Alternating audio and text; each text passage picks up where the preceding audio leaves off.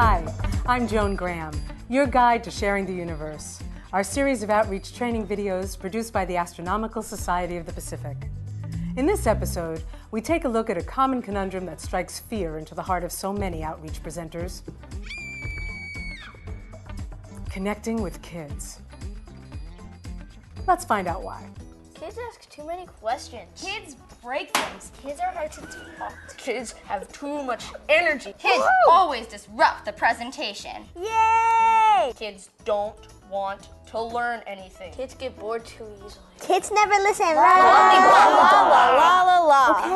Okay, I hear what you're saying. Kids do sound terrifying. But you know what? They're not.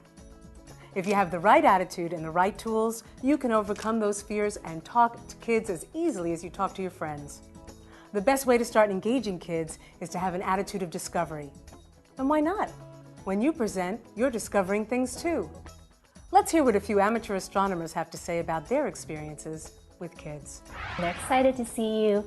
They're bombarding you with questions. Watching the kids' eyes light up and getting the wow factor. They keep hanging around, wanting to talk more. That's one of the best parts about doing outreach with kids in particular. They're so excited about the topic. If you remember that the most important thing about presenting to kids is to spark their interest and get them involved, then you will avoid turning into this guy. This is the moon. It has maria, like Mare Tranquillitatis, and craters, like Copernicus. Now, is this a mare or a crater?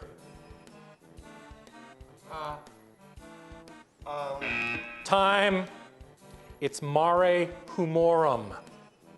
Ah, my worst nightmare. Remember, presenting to kids doesn't mean you have to be Mr. Boring Teacher Person. Make it fun, informative, and leave the kids wanting to know more. Let's break it down into a simple set of techniques. First, smile. You need to have a welcoming, friendly attitude to get the kids engaged immediately. Second, grab the kids with an engaging question to get them connected. Focus on exploration, not complex facts.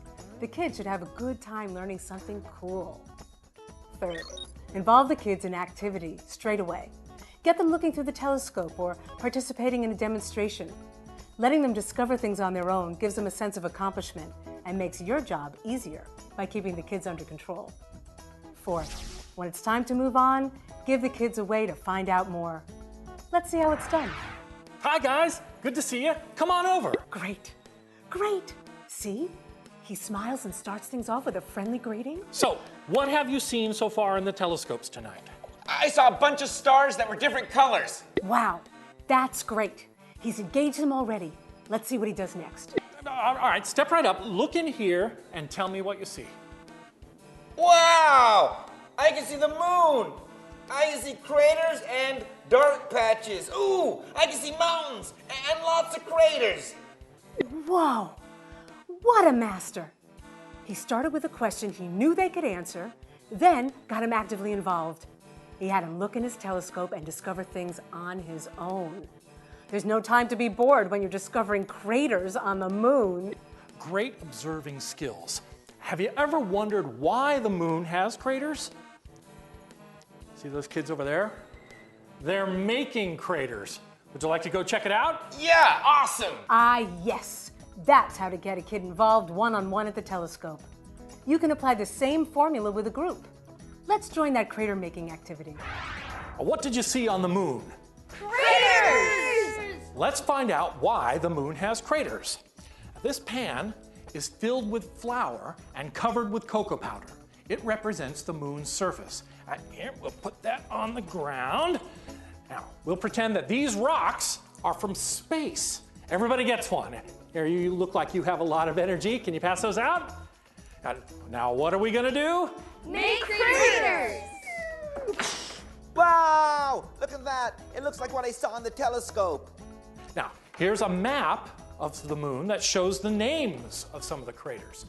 What else do you see there? Ooh, look.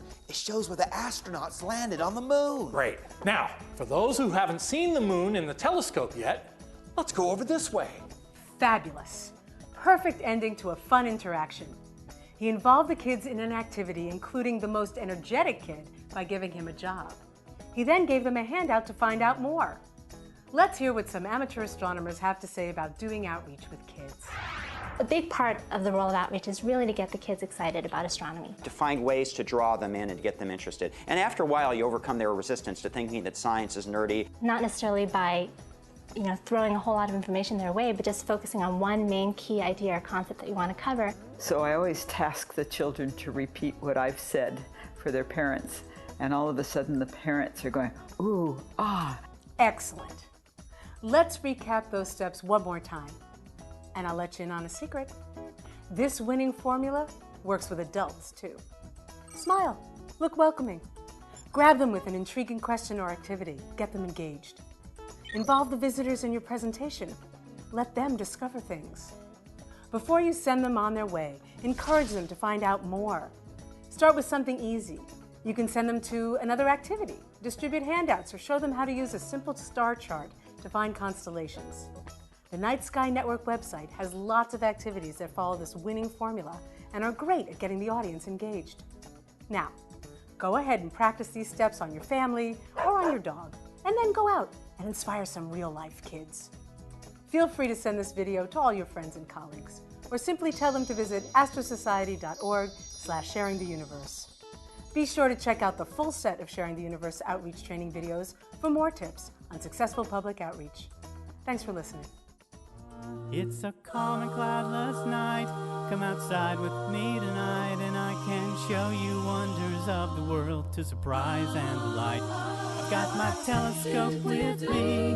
Just wait until you see. We'll stand on the shoulders of giants. That Copernicus was right. Come outside with me tonight, and I can show you wonders of the world to surprise and delight. I've got my telescope with me. Just wait until you see. We'll stand on the shoulders of giants. On the shoulders of giants.